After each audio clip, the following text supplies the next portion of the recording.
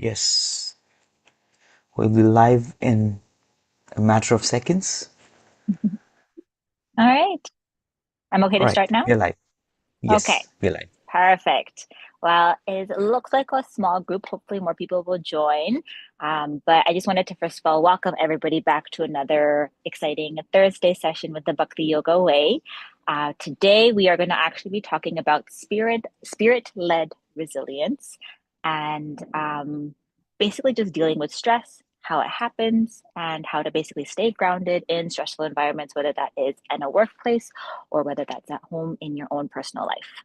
So I just wanted to kick off and start off with this first question here for you, Sanatana Dharma Prabhu, who is our lovely host, as well as myself, Nandini. But I just wanted to start off with this question here. It says that a lot of spiritual scriptures, if you look at them, talk a lot about detachment and the concept of detachment. So when it comes to work environment and stresses that are involved in work environment, how can we use the concept of detachment from the outcome specifically when it comes to work related tasks to help us better kind of manage our anxiety or any stresses that we're dealing with? Okay. Oh, great. You're off to a great start. And whenever we talk about detachment, we listen about this word detachment. We think detachment means just leave everything and be like Sanatana Dharma.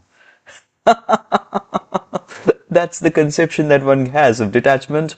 Well, you talk about detachment in India, it's like going to the Himalayas. And even people from here would might as well fly and go to the Himalayas. Okay, what do you have in Alberta? You have the Banff mountain. Okay, people go there for, of course, people go there for a trip. Nobody goes there. I just wanted to show you something very exciting and interesting from the Gita. Yes, this is Bhagavad Gita, 18 chapter, verse number 11. Nandini, you really read well, so you can read it for me. You can read it for all of us. All right, I'll do my best here. Okay, so it says here, it is indeed impossible for embodied being to give up all activities, but he who renounces the fruits of action is called one who has truly renounced. So, does that communicate something? Hey, Bola, nice to see you. Bola, Samaira, Shameshwari, welcome. Yes. So, what is being spoken here? It is impossible for us to give up this whole phenomena working, which is called as karma. Hello, now, welcome. I can see you. Yeah. Yes. So, what I'm going to do is just so that accidentally nobody's phone rings or sounds come, I'm going to mute all for safety purposes. And of course, you will be allowed to unmute when you raise your hands. If that's okay, just so that we don't get distracted. So whenever the scriptures talk about detachment, they don't talk about letting go of responsibilities.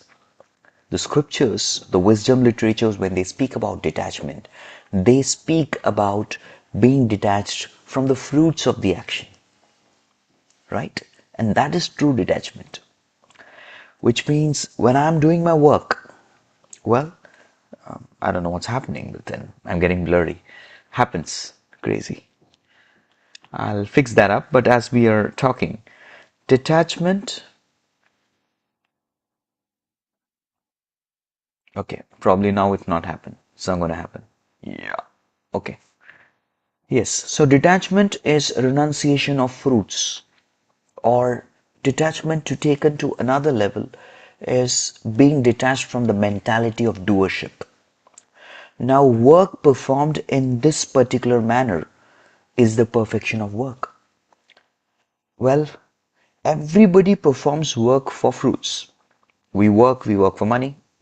That's a remuneration, that's the drive for a person to work, right? And when we work, we strongly believe that yes, I did this project, I did this assignment, I led this team. That's a very strong belief. It's a very strong conviction, and it's really hard to get rid of that doership. Okay, but that's the very perfection of work. When you do work, well, why am I doing this work? I'm doing this work because this is a responsibility that is assigned to me by the divine providence. That's a conception in which one performs the work. Yes, it is my holy contribution to this divine arrangement of the providence, the Almighty, which I'm just making a small part of my contribution to the world. Yes, in a small way, right? At the same time, who's the doer, right? Who did this work? Well, the doership mentality is something that easily creeps in. Even we say a pauper is proud of his penny. Oh, yeah, everyone's proud. Okay, I did this. Even something small, we really get puffed up. But then we need to understand that the ability for us to do something, the faculties through which we accomplish something, is not ours, right? They are borrowed. None. If there's a quote that says that even Einstein did not manufacture his own brain, right? In the modern era, he's been one of Nicholas Tesla, Einstein. They've been really those with a very good gray matter, gifted gray matter, and even these people never manufactured their own brains, right? So none of the faculties belong to us. The faculties are gifted to us by the divine in order to be engaged in something divine, right? So to just sum it up, the true art of work or the true detachment is to detach oneself from the fruits of action and to detach oneself from being the doer. That's a real detachment. Okay, so I think my understanding of what you've said is kind of like not allowing the thing that you are contributing to have essentially any control over you. So, like, for example, with leading this with you right now, this talk, normally on occasion, Malvika does the hosting with you. She asks the questions and she's with you and she's present. But in this situation, she's not here. I'm hosting today. So it would be like in a similar situation that she's not attached to this role or this specific title because she's basically essentially passed the role on to me to be like, okay, you do it this time and we'll see how that goes. So she's not attached to the role. She has that sense of detachment, and then her ego's not allowing her to cling on to the fact that I'm the one that did this. I'm the doer. I deserve to have this. I deserve to reap the reward for it. Is that kind of what you're talking about? Yes, so she should be the one talking about detachment. We'll Yeah. swap places. She's done it. She's done something in action, right? So Okay. I, Yeah. I don't mind swapping places with her. Yeah. Okay, that's perfect. And actually, kind of a little bit of alliance to that. There's also the concept in the Bhagavad Gita, also known as seva or service, if people don't know what seva is. When it comes to times when you're feeling again overwhelmed or stress, how can you essentially transform your perspective on the tasks that seem quite overwhelming or stressful to then kind of lead with service? And how that can potentially help you with the feeling of overwhelm. Yeah. Prior to the 2000s, people used to talk about leadership and ideals.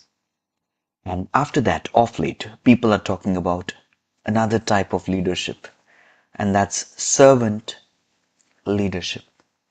Yes, we heard this word quite often. Servant leadership, servant leader. Okay, we have to be servant leaders. We need many servant leaders.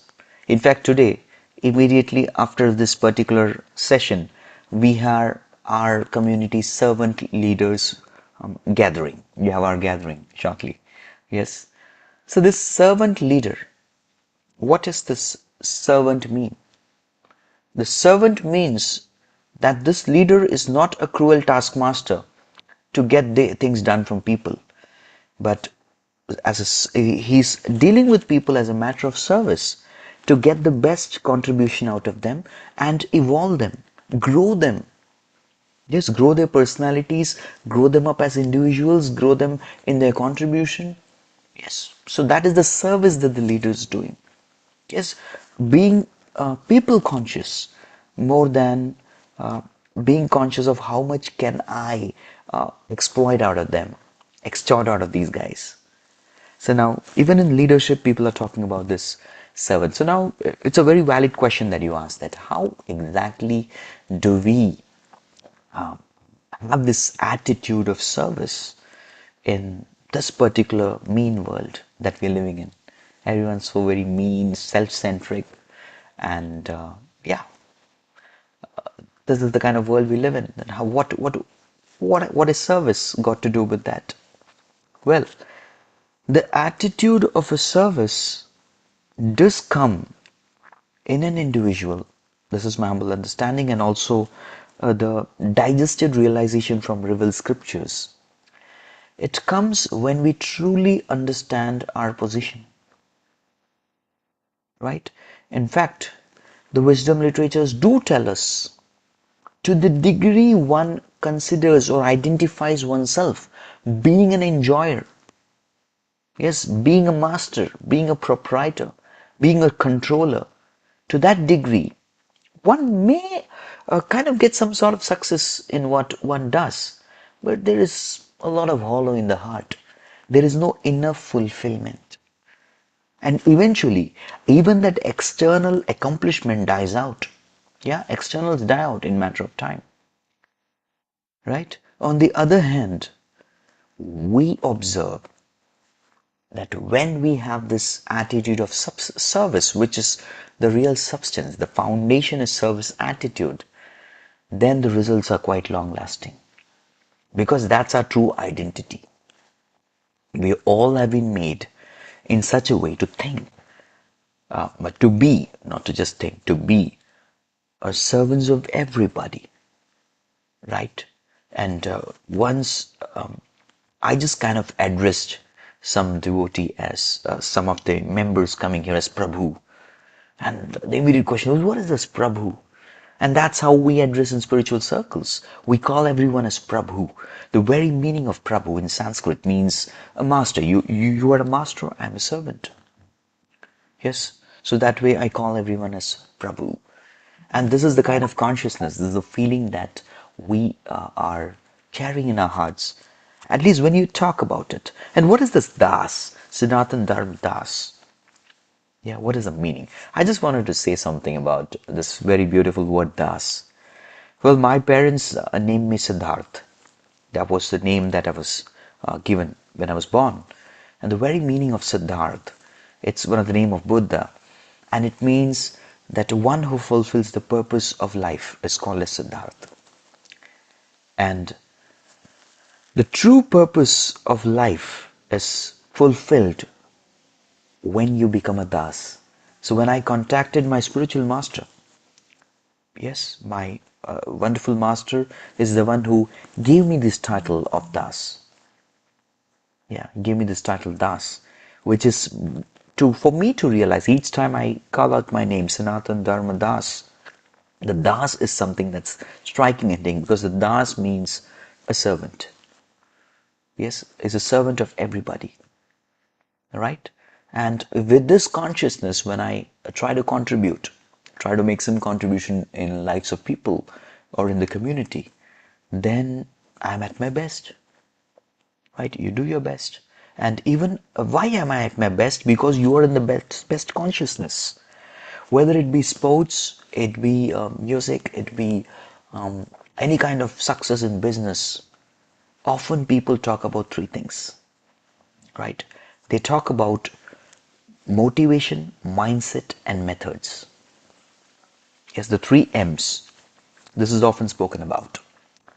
And if you were to ask me, the most important thing, if you look at what exactly is the mindset that people carry, that is something that really helps them contribute much more than the methods. Methods don't matter much. It's the mindset and the motivation they carry. Motivation is, why am I doing what am I doing?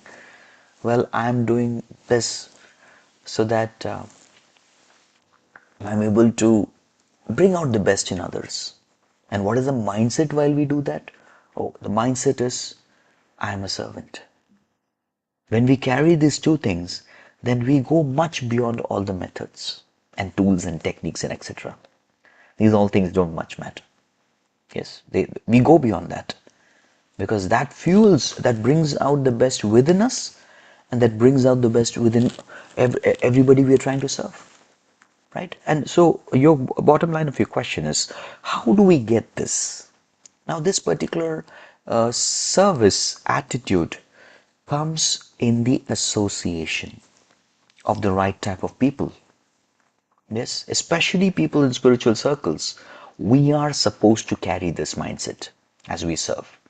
And the more we associate, we listen to such kind of personalities, we do develop this qualities and this mood eventually.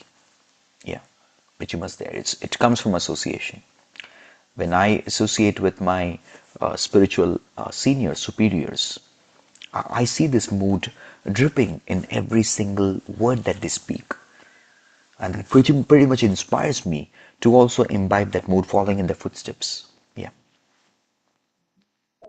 Okay, so ultimately, when you're in the mode of service attitude, you ultimately will always feel the most amount of fulfillment being in that attitude.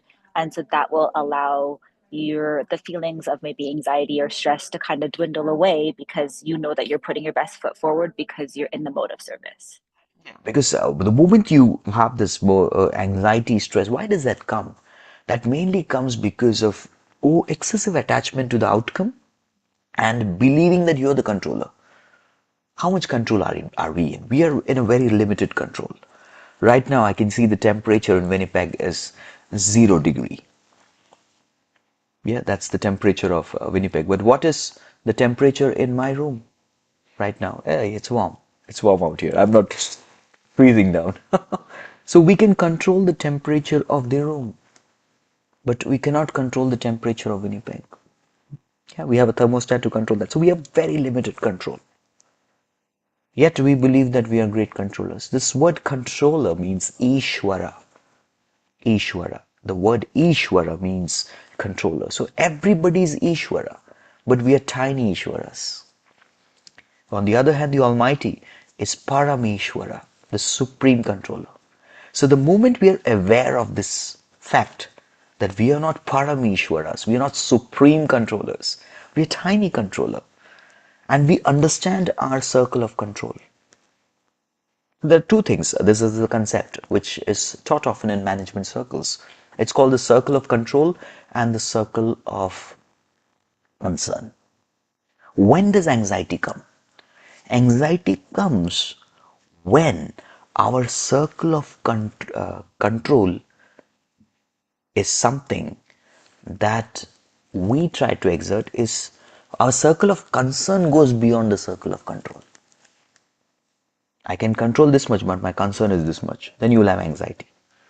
On the other hand, when our circle of concern is within the circle of control, right? It's less. Okay, I can only do this much. Then we are calm, cool, collected, right? So we need to manage this properly, the circle of concern and the circle of control. Can I control it? No, many things which are beyond our control, they can't. Good, then don't be anxious. Just focus on your circle of concern. Right, yeah. I also find that generally, when you're talking about the circle of control, generally a lot of our anxiety and a lot of our stress comes from our mind.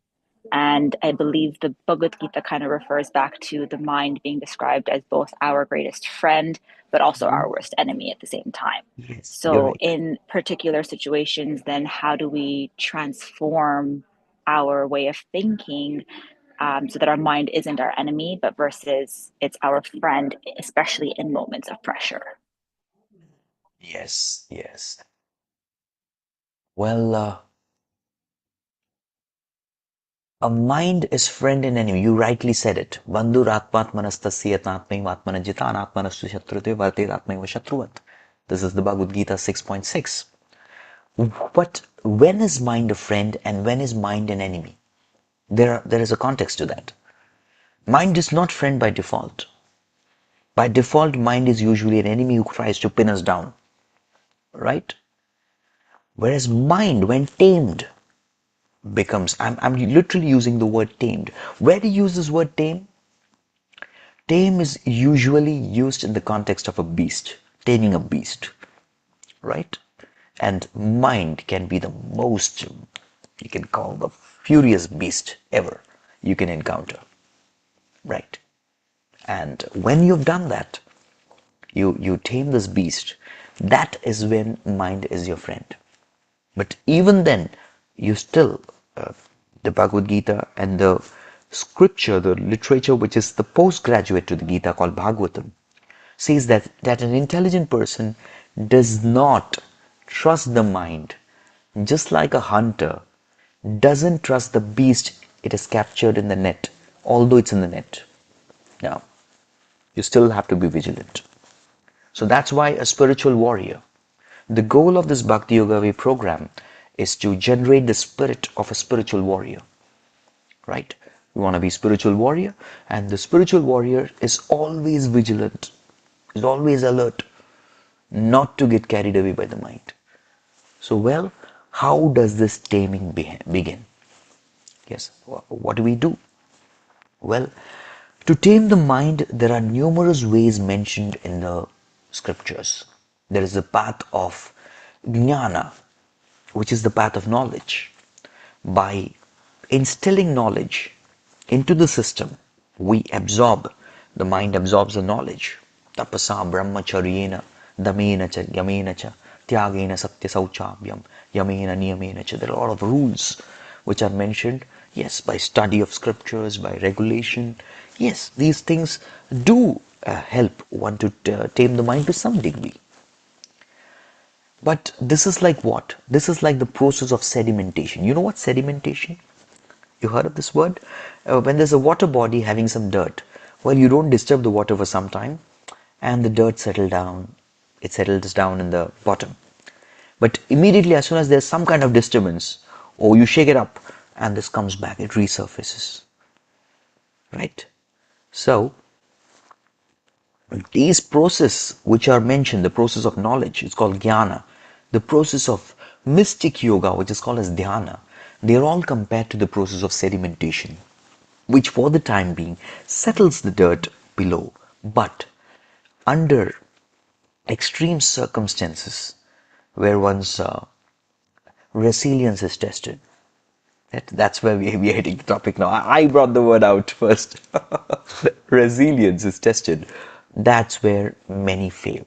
So there are examples in the literatures of very big, knowledgeable sages, very amazing yogis or mystics who failed the test. They succumbed to the lower nature because of not having properly trained the mind.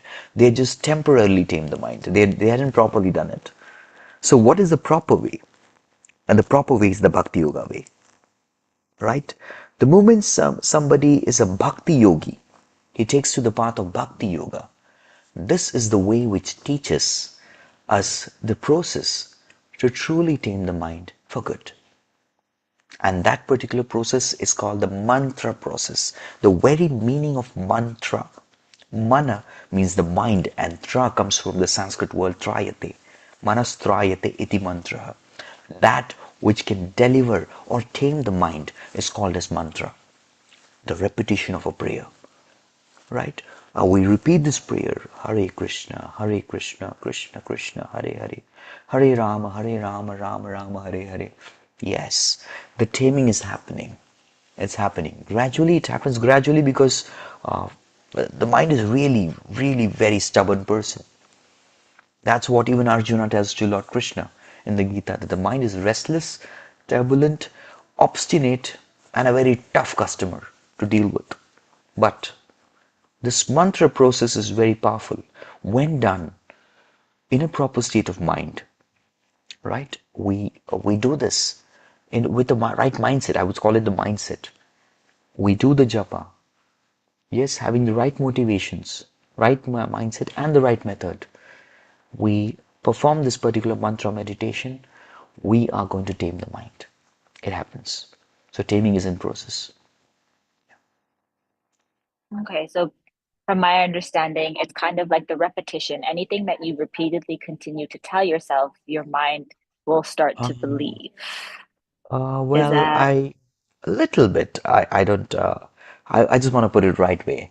Well, there was an experiment which our founder Acharya, the founder of our society, International Society, he said that, well, you chant Hare Krishna, this is divine sound.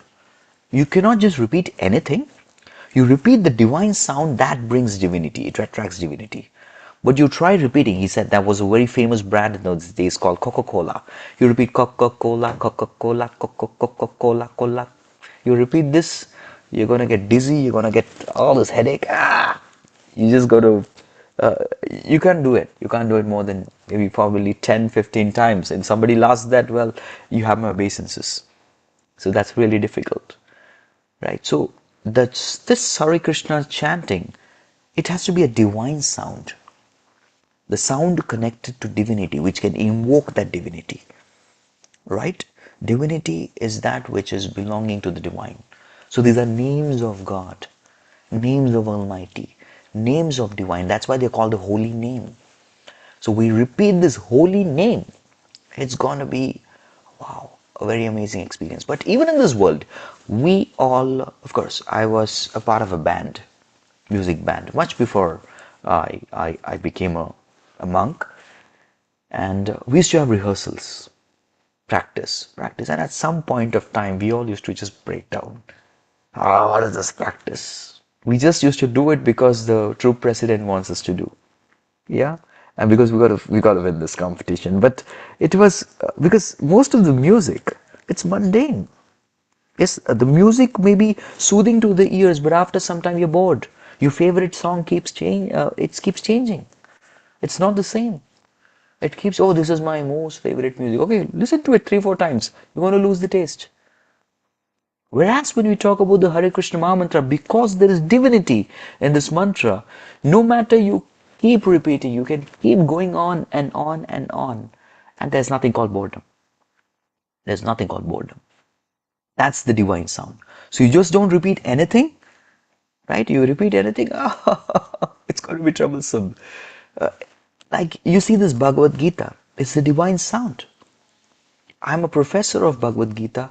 I've read Bhagavad Gita at least 200 times, cover to cover, in my life. And each time I get newer reflections. Happens. Same book. Usually, what do people do with the book that they've read? Oh, I've read it. It's done and dusted now. Now, somebody else, oh, you can take it, no worries. But this is no ordinary book. Why? Because that's the divine sound. The very meaning of Gita means a song, it's a sound. And Bhagavat means the divine. It's a divine dialogue that took place. And you can go over this again and again and again and again. I've been reading this for the last 25 years. And yes, it's very soothing.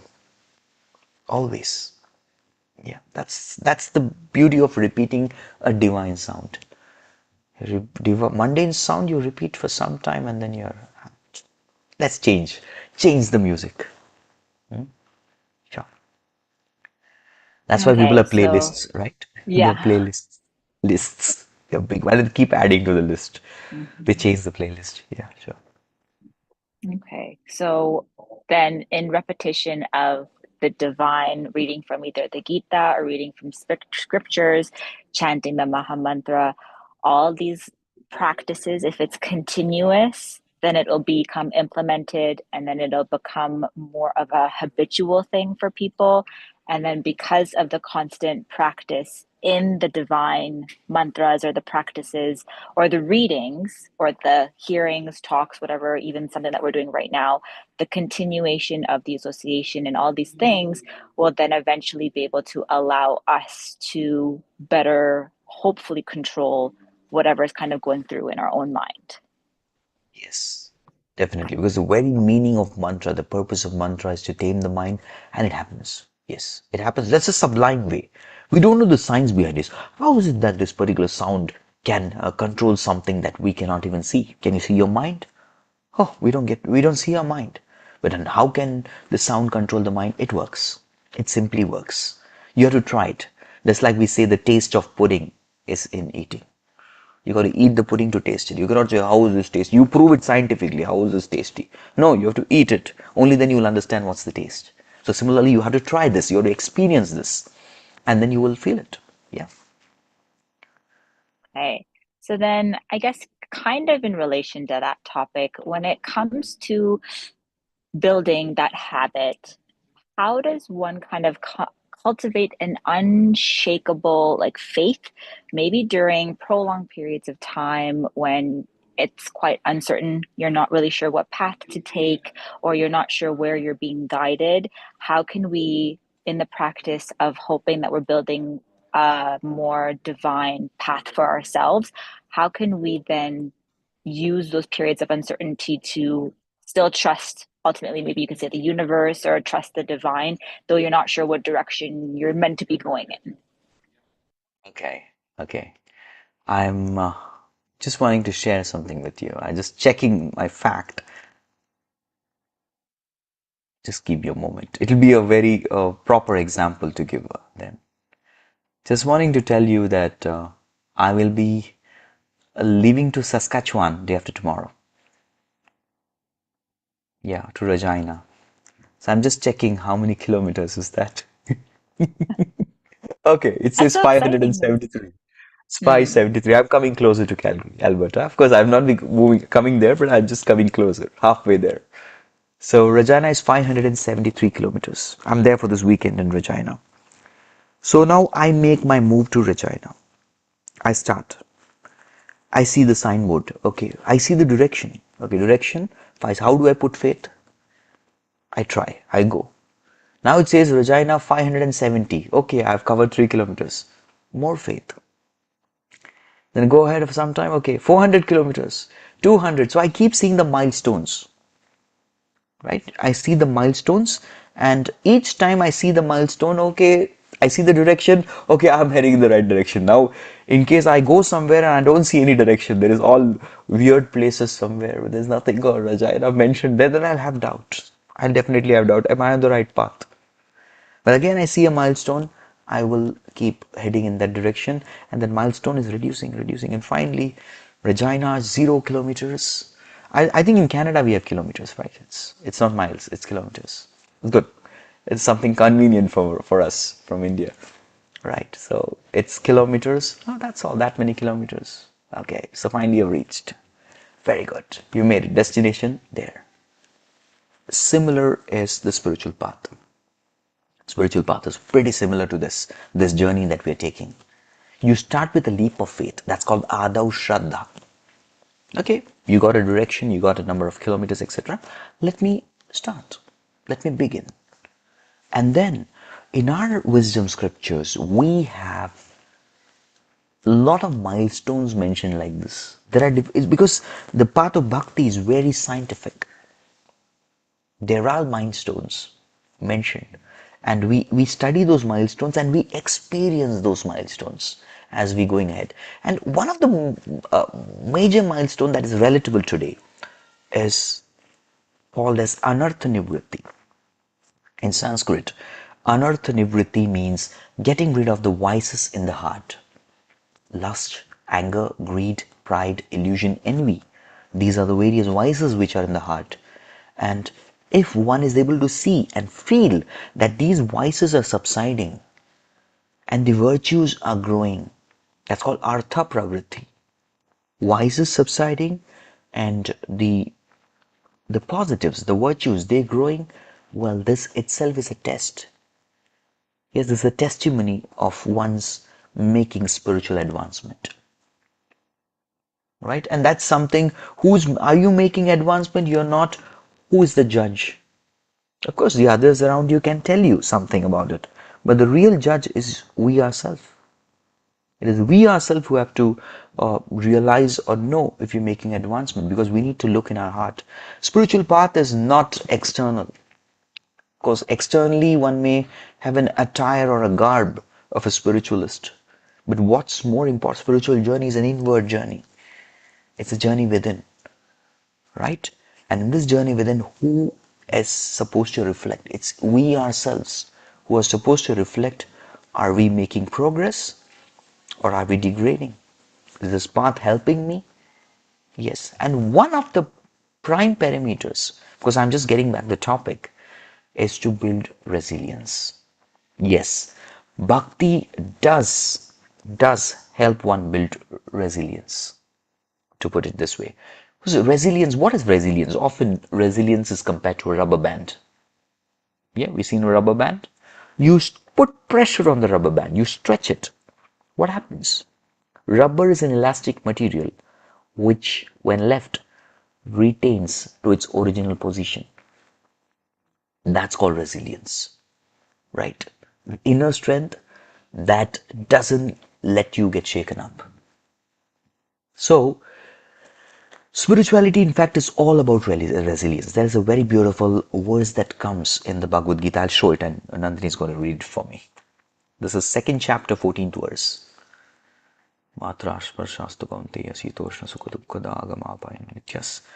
Yes. This is a verse that actually sums up resilience. As, O son of Kunti, the non-permanent appearance of happiness and distress, and their disappearance in due course, are like the appearance and disappearance of winter and summer seasons. They arise from some sense perception, O Saikon of Bharata, and one must learn to tolerate them without being disturbed. No matter fair or foul weather, we go on with our responsibilities. We go on with our assigned duties. We go on with exhibiting the right values and behavior. That's called resilience. Yeah. Okay. So, from what I'm understanding, it's not so much about trusting the universe. It's more so about understanding that there are milestones, to look at the milestones, not to essentially let your mind play tricks on you to make you think otherwise. If you're feeling like the progression of the milestones are not coming, then maybe you might be deviating, and that could be a time to reevaluate where you are. But again, that comes also, like you said, from internally evaluating where you are internally. Are you happy with where you are? Are you not happy? And then taking the course of action to then progress yourself back in the right direction you'd like to be in. And then again, watching for those milestones to come, like, okay, am I going in the right direction now? Is there something that is changing or not changing now? Yeah. I really liked your aspect about the course correction. Yeah, Yeah, okay. it's something that's where the mentoring comes into place, right? Spiritual mentoring is very essential because when we find that we are not meeting the milestone, it's very important that we do this course correction. That's something that even Google Map does. You take the wrong route. Oh, the distance is increasing. I need to do the course correction. It again corrects. Yes. And then you get back to track. Yes, getting back on track. Yeah, true. Thank you. Okay. No, yeah, thank you. And I have a couple questions, or actually, I have one more question that we can open up to the audience. I wanted to kind of also then kind of speak in a tone more so tolerated towards gratitude. And again, when you're working in a stressful situation, or you're talking about wanting to build that resilience, like we've been talking about, become the elastic band, but don't let the outer areas allow us to kind of go back to where we were after being stretched.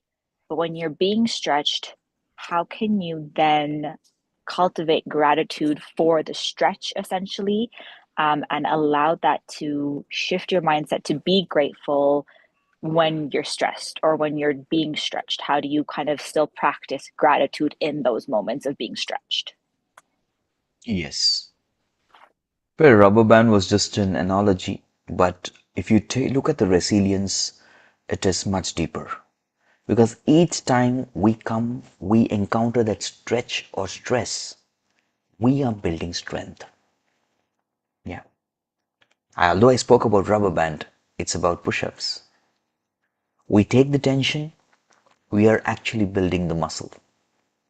So all these tests, the stretch or the strains that we go through, the stress, it's all done to make us tougher spiritual warriors. Because when the going gets tough, the tough get going. Right? And that's why It is very, very important that we take these as opportunities for growth. We don't go through this experience, we grow through this experience. Yes. So there are opportunities for growth. Just imagine if there was school without any tests. What would happen? Nobody would study. Yeah, it's only the fear of tests. Oh, you're gonna have a test. Okay, I'll let me study. But imagine there are no tests. No one's gonna study. You have a minimum criteria of attendance. Is that the case here in Canada? I'm not aware. I studied in India. Just knowing. You have some attendance, some percentage of attendance to be. You have to take the number of classes. Yeah, I You think, and believe in every program, whatever degree or whatever okay? certificate you get, you How have to much is complete a that? certain amount. 75%, 80%? How I much is that? I know for me, for nursing, you have to get a minimally 75% in all of your classes. So was it in engineering way back in Yeah. India? Imagine they just remove that criteria. What would happen? You let me know. What would happen if they remove the criteria of attendance and no more tests? And everyone's like, yeah, what an enjoyment. You just have to 5 years and you get your nursing, you get engineering, you just get it. Then you make fake engineers. You make fake nurses. They're gonna kill people. They're not going to be doing their job properly. So the tests, the conditions, the criterias, these are all meant to make us proper people. Similarly, the tests in the life of a spiritual warrior is to make you a tough warrior, to make you a proper one with proper, because these are tests of our values. And when we pass the test of values, that's nothing but going to increase our faith and conviction. And that's why we need to be grateful to these situations. Does that make sense? That does make a lot of sense. I liked your example of um, essentially it's more so under stress you build the growth, Yeah. and you build muscle essentially. So I Yes. go to the gym a lot, I work out a lot. So that analogy made a lot of sense in my head because it's true. You don't Okay. realize the strength you're building until you're put under that stress again, and then it's not nearly as bad as it was before because you've built the muscle for it. Yeah. So I like that. Yeah. That's really good. Thank you. Thank you.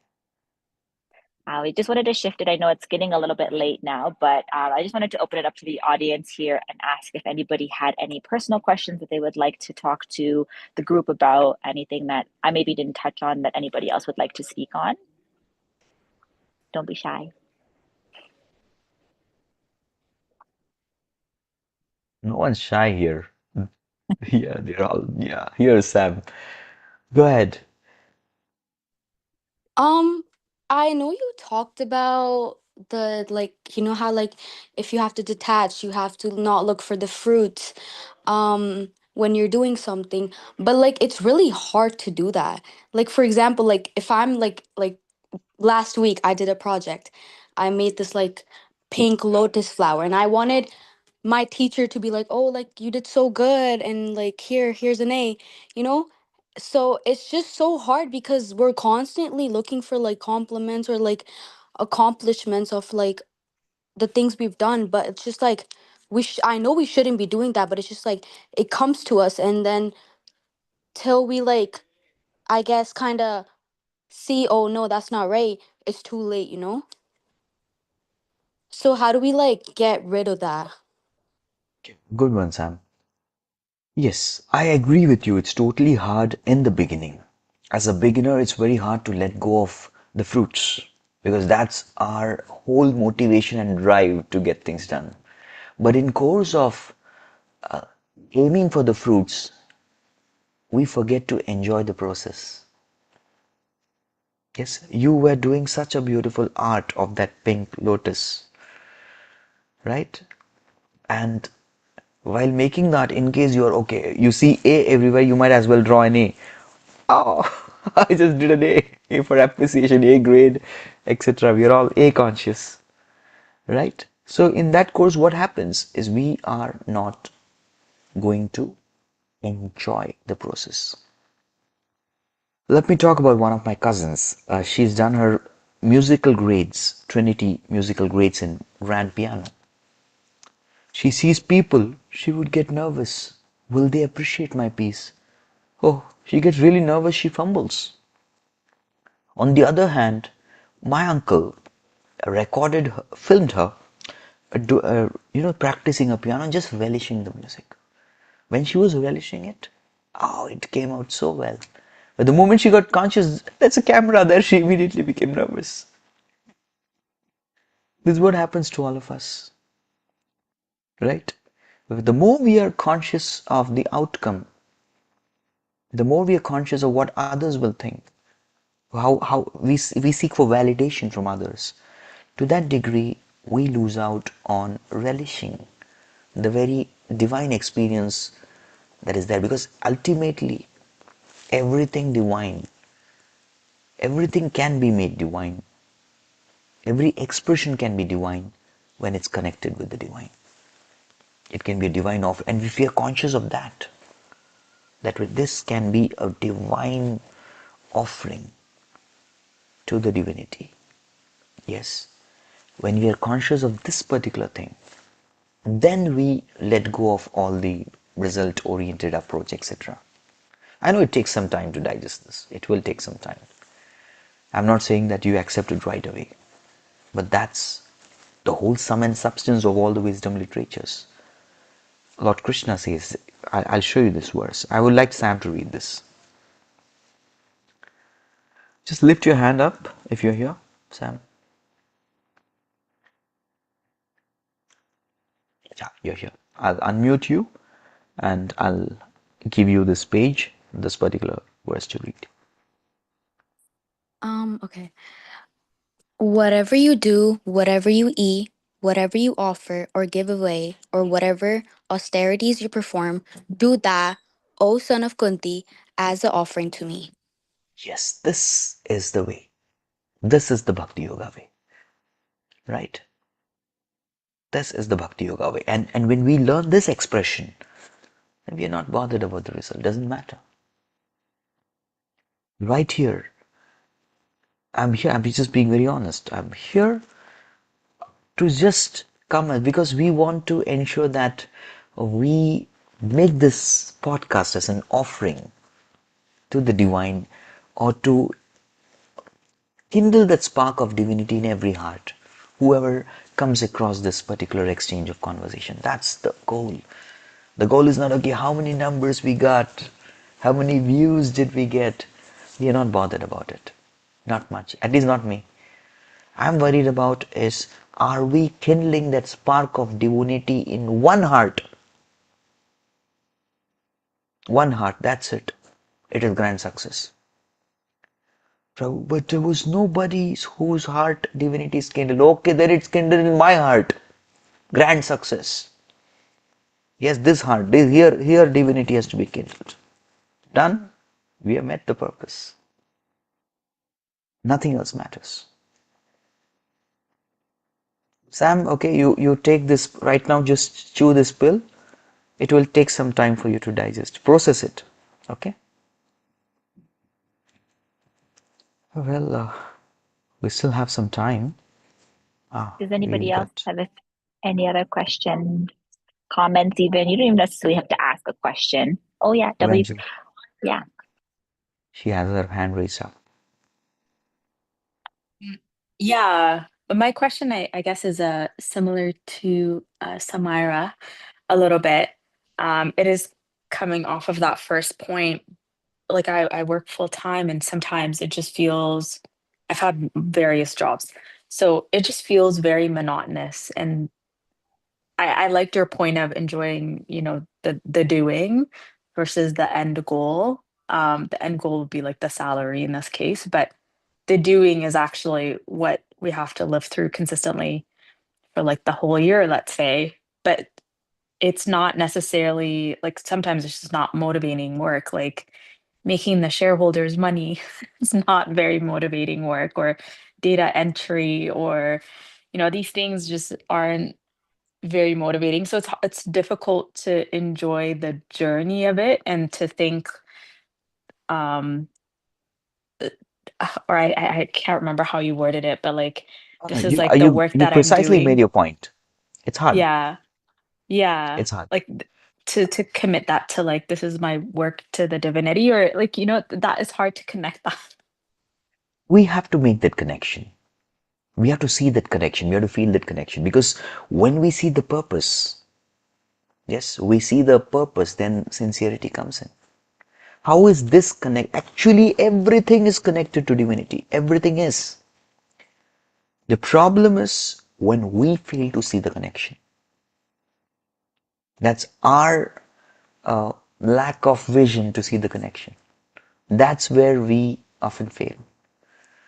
So now, Vangel, that's your homework, to go and see how is data entry connected to divinity. You will get the answer. You ask and you will get it.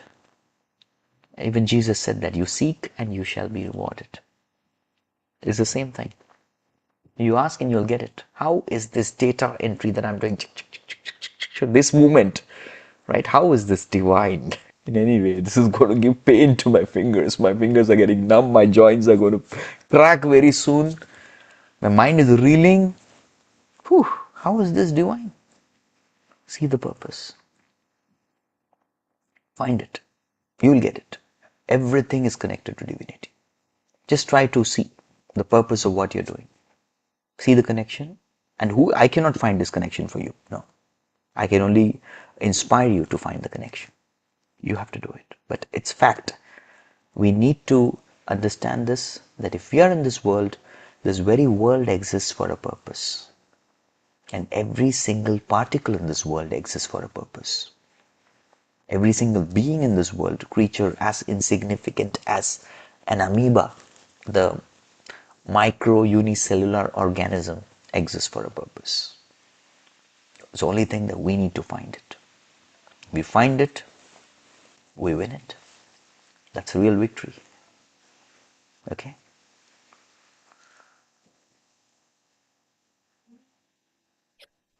Okay, well, I think that we may end off here. I wanted to thank everybody for coming, for joining, listening. I hope that anything that we had said today stuck with you in some way, and then you can work through it as your week progresses, take it into your work week, and hopefully it'll be a little bit less stressful than it was maybe a little while ago. And I wanted to So I thank really, Sanatana Dharma Prabhu as well. Thank you. I have to get off here, but I really would have loved to hear from Alona, Bola, Shameshwari, Mohini Murthy Prabhu, and yeah, really. Okay, I think Malvika's dropped off. I would love to hear from all of you, but then we have to close it here. All good things have to come to a close sometime or other. But to be very honest, this was a session that I really loved being with all of you.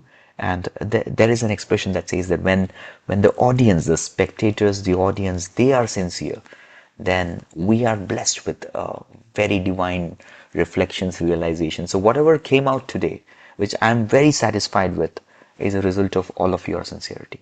So I thank you all for being such sincere, beautiful souls, and giving me this opportunity to humbly express myself.